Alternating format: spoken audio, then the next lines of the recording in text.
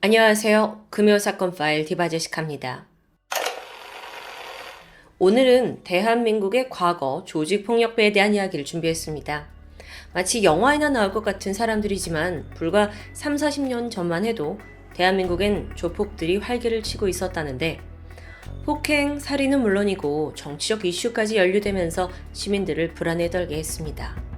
그 중에서도 오늘은 우리 역사상 최악의 조폭 살인사건으로 기록되는 서진 룸사롱 집단 살인사건을 집중적으로 다뤄볼까 합니다. 근데요 여러분, 사실 이 사건이 벌어졌던 1986년 여름은 전대미문의 조폭 사건이 2번이나 연속으로 터지면서 뭐랄까요, 조폭들의 남양 특집으로 불리기도 했었죠. 그 첫 번째 사건은 7월 26일 새벽 4시 인천 유송도 호텔에서 발생했습니다. 당시 해당 호텔의 사장이 201호에 머물고 있었어요. 그런데 야심한 새벽 복면을 쓴 괴한들이 무기를 들고 침입을 했고 사장 황 씨를 폭행해서 전치 6개월의 중상을 입힙니다. 그런데 알고 보니 이 사건은 호텔 사장과 조폭 간의 대립이라기보단 숨겨진 사정이 있었던 건데, 그 당시에 이 호텔 사장 황 씨가 검사로 재직 중이던 박 씨와 동업을 한 겁니다. 근데 호텔이 잘 안 되고 경영난에 빠지니까 박 검사라는 사람이 투자금 5천만 원을 돌려달라고 반환을 요구하게 돼요. 근데 이게 힘들어졌습니다. 자, 그러니까 박 검사가 조직폭력배 두목 김태천에게 사장 황 씨를 협박해달라고 의뢰했던 사건인 거죠. 그 당시에 사장 황 씨는 폭행을 자기가 받았는데도 불구하고 보복당할까 두려워서 경찰에 신고도 못하고 이리저리 전전긍긍 했는데요. 결국 사건이 발생한 지 한 달 만에 알려졌다고 합니다. 당시에 이 소식을 접한 시민들은 검사와 조직폭력배 간의 모종의 거래가 있었다는 사실만으로 큰 충격을 받았습니다. 이게 보면 사회의 가장 엘리트 기득권 집단과 또 사회의 악의 뿌리를 대표하는 두 집단의 만남이었으니까요. 하지만 머지않아 시민들은 또 다른 경악할 만한 조폭 사건을 접하게 됩니다. 1986년 이때 정말 말 그대로 조폭 세상이었죠. 유송도 호텔 습격 사건 이후 약 2, 3주 정도가 지난 1986년 8월 14일 밤 10시 반이었습니다.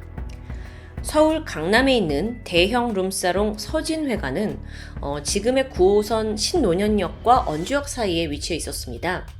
여기에는 20개 남짓의 룸들을 가지고 있는 강남에서도 꽤 잘 나가는 고급 룸사롱이었죠. 그날 17호실에는 건장한 체격의 남성 7명이 모여서 술을 마시고 있었습니다. 이들은 일명 조직폭력배 만보파 일원들이었어요. 이 만보파의 보스는 오재홍인데 마침 그는 큰형님 김태촌을 만나기 위해서 자리를 비운 상황이었는데, 여기서 김태촌은 아까 그 유성도 사건에서 언급된 인물 맞습니다. 자, 여러분 이해를 좀 돕기 위해서 잠시 80년대 대한민국의 조폭의 계보를 좀 설명드리자면, 악명을 떨치던 3대 조폭이 있었습니다.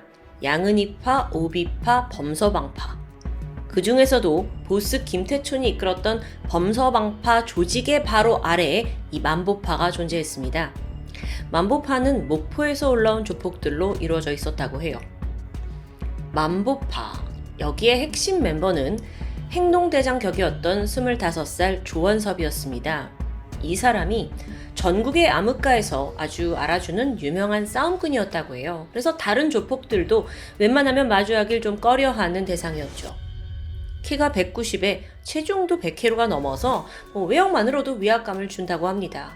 실제로도 헤비급 복서 출신이고요. 어쨌든 이날 조원섭을 비롯한 만보파가 모인 이유가 있는데, 또 다른 조직원인 고용수를 축하하기 위한 자리였어요. 그가 교통사고를 일으켜서 실형을 살고 있었는데 광복절 특사로 풀려났던 겁니다. 그래서 기분이 좋았던 만보파 조직원들은 마음껏 술을 마시며 취해가고 있었죠. 그런데 같은 장소 같은 시각 바로 옆방인 16호실에서도 비슷한 덩치의 사내들이 유흥을 즐기고 있었습니다. 이들은 한국유도대학, 현 용인대학교 선후배 사이로 구성된 8명의 남성들이에요. 그런데 평범한 대학생은 아니라고 볼 수 있습니다. 이들 또한 목포에서 올라온 조직폭력배 무리였고요. 훗날 서울 목포파라고 불리게 되죠. 그런데 이들이 만보파와 다른 점이 있다면 만보파는 이미 전국구 조직이었는데 그에 반해 서울 목포파는 좀 규모가 작은 신생조폭이나 마찬가지였습니다. 그럼에도 불구하고 워낙 다들 체육인 출신이라서 체격도 좋고 또 유도대학이잖아요. 그래서 뭔가 자신감에서 좀 꿀리지 않았다는 장점이 있겠죠. 자, 그런데 이 서울 목포파가 나름 관리하고 있던 아지트 같은 곳이 바로 이곳 서진회관이었습니다. 그 당시 16호실뿐만 아니라 건너편 20호실 룸에서도 이들의 우두머리였던 41살 정요섭, 그리고 부두목 25살의 장진석이 일행과 함께 머물고 있었어요. 여러분, 조폭들은 보통 다른 조직이 관리하는 구역에는 잘 가지 않는 암묵적인 룰이 있다고 합니다. 하지만 이날 만보파는 거리낌 없이 서진회관에 방문한 거예요. 이걸 어떻게 해석해야 하냐? 어쩌면 그들은 서울 목포파를 이렇게 경쟁 상대로 보지 않았던 것 같은데요. 그렇게 그날 밤 벽 하나를 두고 서로 다른 두 조직이 유흥을 즐기던 무렵 작은 소란이 발생합니다. 17호실에 있던 만보파 한 명이 방이 너무 좁다 이러면서 웨이터를 불러서 방을 바꿔달라고 요구하죠.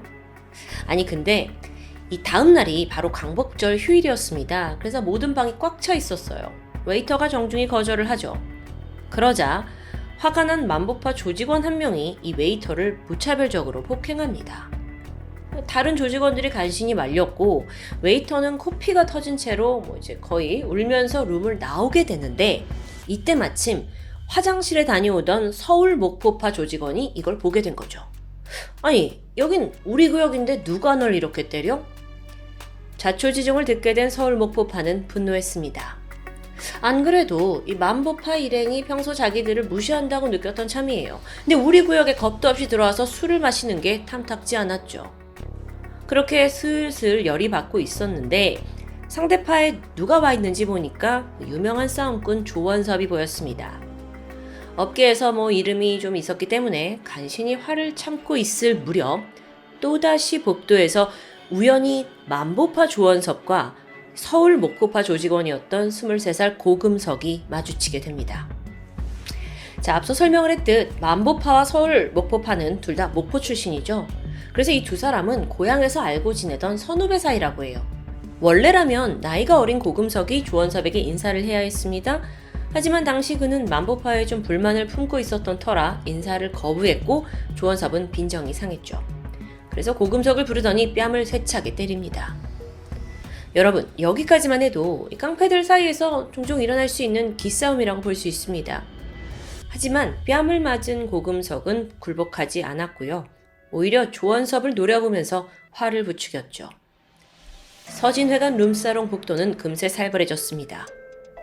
이때 소란을 듣고 17호실에 있던 만보파의 다른 조직원들까지 합세합니다. 그러면서 실시간에 집단 구타가 일어났어요. 얼마 못 가서 반대파 서울 목포파 조직원들도 복도로 나왔죠.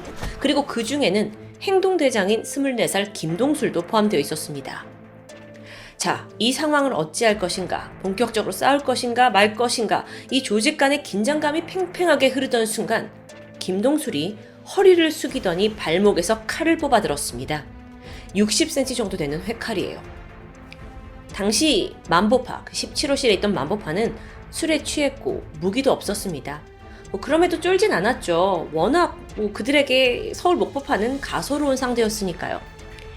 특히나 만보파 싸움 1등이라는 조원섭은 코도숨을 쳤습니다. 그러면서 칼 들고 있냐? 찔러봐라! 도발을 하게 되죠. 이때 격분한 김동술이 칼을 휘둘렀고 조원섭의 왼쪽 발에 큰 상처를 냅니다. 그리고 이걸 보던 서울 목포파 고금석 또한 흉기를 꺼내들었고요. 그렇게 무기를 든 서울 목포파 조직원들은 무차별적으로 상대편을 공격하기 시작합니다. 서진회관은 순식간에 피바다가 되었어요. 만보파가 무기도 없었고 밀리고 있었고요. 또 혼란 속에 도망을 치려고 했지만 서울 목포파 이 조직원들이 칼을 들고 쫓아오면서 집단으로 뒤엉키게 됩니다. 당시 만보파는 이 핵심 멤버였던 조원섭 싸움 1등이 다치게 되니까 일단 자신들이 있던 그 17호 화장실로 피신하게 돼요. 하지만 이걸 또 목포파 조직원들이 따라와서 야구 방망이와 쇠파이프를 이용해서 문 부수고 들어갔고 거기서 경계 대상이던 조원섭을 집중 공격합니다. 참고로 당시 현장에 있던 그 사람의 증언에 따르면 이 와중에 그 건너편 20호실에 있던 서울 목포파 부두목 장진석이 방 밖으로 나오게 돼요. 그러면서 야, 다 죽여버려 라는 명령을 했다는 말도 있습니다. 그리고 그 말 한마디에 난투극이 벌어졌다는 거죠. 하지만 정작 그 추후 본인 장진석은 그 사실을 부인했고 끝내 증언은 엇갈리게 되었습니다. 어쨌든 난투극이 끝나고 결국 만보파 7명 중에 조원섭, 고용수, 송재익, 장경식이 살해됩니다. 나머진 중상을 입었고요. 근데 끝이 아니에요. 이 살상을 끝낸 목포파 조직원들이 이후 4명의 시신을 차에 실더니 20분 거리에 있는 사당동의 한 정형외과로 갔습니다. 여기가 자신들의 또 다른 조직원이 입원해 있는 곳이기도 했는데 여기 와서 대뜸 복도와 화장실, 진료실 앞에 시신들을 내려놓더니 교통사고 환자요? 라고 소리치고 달아나는 겁니다. 아니 근데 한눈에도 이건 교통사고 환자가 아니에요. 한 시신에는 무려 40군데나 찔린 흔적이 있었으니까요. 급히 이 사건을 보고받은 경찰이 수사에 나섰습니다. 자, 이후 일파만파 퍼져나갔어요, 사건이. 그렇게 일이 좀 커지니까 서울 목포파의 고금석을 비롯한 몇몇이 하나둘 자수하기 시작합니다. 한편 당시 칼을 휘두른 주범이던 부두목 장진석과 행동대장 김동술, 이 두 사람은 전북 임실에 있는 한 저수지 외딴 오두막에 숨어 들어갔고 낚시꾼으로 위장을 해서 은둔하고 있었습니다. 그렇게 오래가진 못했죠. 경찰의 끈질긴 추적 끝에 5명의 무술구단자 형사들이 현장에 파견되었어요. 당시 범인들은 칼과 낚시도구를 이용해서 거세게 저항했지만 경찰은 끝내 이들을 검거하는 데 성공합니다. 서울 목포파 장진석과 김동술, 이 둘은 서울로 압송되었습니다. 자, 그런데 당시 이 뉴스를 보고 있던 시민들은 다시 한번 충격과 두려움에 빠지게 돼요. 왜냐면 검거된 이 두 사람이 카메라 앞에서 너무도 고개를 빳빳이 들면서 전혀 반성하는 태도가 아니었던 게 문제입니다. 그 당시 취재 기자가 다가가서 심경을 묻게 돼요. 그랬더니 뭐라고 하냐면 무슨 말이 듣고 싶어? 이렇게 막 쏘아붙이는 겁니다. 뭔가 끝까지 조폭의 위험을 지키고 싶었던 걸까요? 하지만 이들의 허세는 그리 오래가지 못했죠. 재판이 됐고요. 검찰이 사형을 내려야 한다라고 주장합니다. 그러자 이들이 엉엉 울면서 죽을 죄를 지었다며 목숨을 구걸하게 돼요. 참고로 이때 이제 담당 검사가 남긴 말이 두고두고 지금까지 유명한 구절이 되었는데 인간이기를 포기한 자들. 자, 그럼 처벌은 어떻게 내려졌을까요? 다음 해인 1987년 10월 대법원에서는 가장 먼저 흉기를 휘두른 김동술 그리고 그 다음으로 공격을 개시한 고금석에게 사형을 선고했습니다. 부두목 장진석과 김승길은 무기징역, 조직원 박영진은 20년형을 선고받습니다. 그리고 이들의 두목 정요섭은 15년형을 선고받고요. 이들 모두 감옥에 수감이 되었는데 그 당시에 워낙 사건이 커서 서울 목포파의 잔혹한 범행이 알려진 터라 같이 생활하는 재소자들 또한 이들을 두려워했다고 전해집니다. 그렇게 사건 발생 3년 후인 1989년 8월 김동술의 사형이 집행됐습니다. 당시 그는 의외로 담담했다고 해요. 오전 9시에 사형장으로 들어섰고 최후에 그가 남긴 말은 부모님께 죄송합니다. 죽어 마땅한 죄를 지었습니다. 그런데 사형을 집행하려던 순간 문제가 발생합니다. 이 형구가 고장이 났는지 버튼을 눌러도 바닥에 사라지지 않는 거예요. 결국 김동술을 거기에 둔 채 사형 집행을 하는 교수대를 수리하느라 45분이 지체되는데 그동안 김동술은 벌벌 떨면서 기도를 했다고 전해지죠. 결국 얼마 못 가 그는 재집행을 받고 생을 마감합니다. 또 다른 사형수 고금석, 그에게는 좀 특이한 사연이 있습니다. 학창시절만 해도 평판 좋은 건실한 청년이었다고 하죠. 근데 웬일인지 대학에 진학한 후에 나쁜 길로 빠졌습니다. 그래서 어린 때를 기억하던 고향 사람들은 이건 너무 억울하다, 사형이라도 면하게 해달라고 탄원서를 썼지만 받아들여지진 않았고요. 감옥에 들어가서 그는 불교 신자가 되었습니다.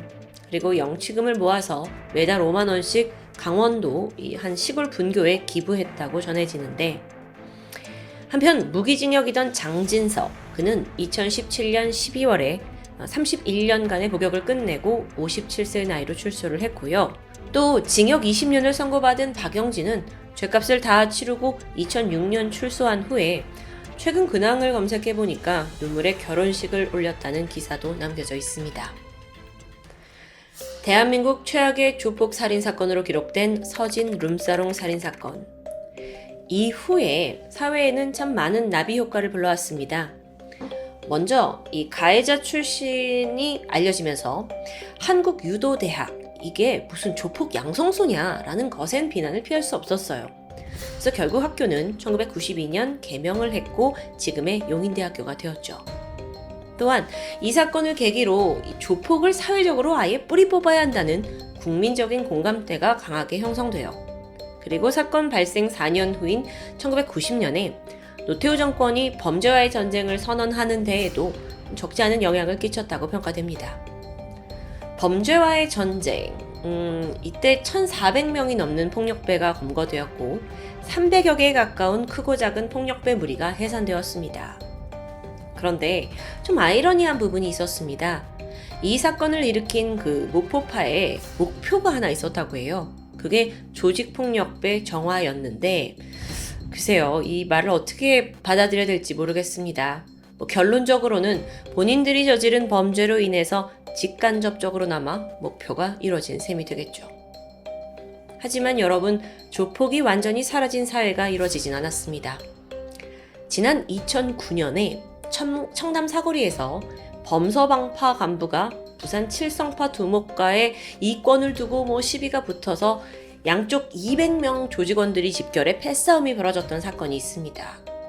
2009년이 돼도 여전히 이들의 존재가 건재함을 보여주고 있죠. 그나마 최근 소식을 좀 검색해보면 범서방파, 여기는 조직폭력계의 대부로 불리던 보스 김태촌이 사망하면서 급격히 와해되는 것처럼 보인다고 합니다. 하지만 여전히 부동산 투자와 대부업을 가장한 사업으로 존재하고 있죠. 그 당시 3대 조직이던 오비파와 양은이파도 내리막길이라고 전해집니다. 양은이파 두목은요, 40억 원대 대출 사기 혐의로 검거가 됐고 이후 세력이 좀 약해졌고요. 오비파 보스는 다른 조직의 공격을 받고 미국으로 떠났다고 하죠.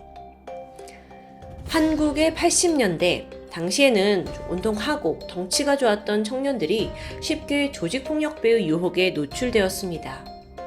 왜곡된 의리, 젊은이들의 허세, 거기에 한탕주의까지. 성인이 된 그들의 미래는 과연 무엇이었을까요? 도대체 무엇이 그들을 폐칼 휘두르는 살인마로 만든 건지 씁쓸함이 남습니다.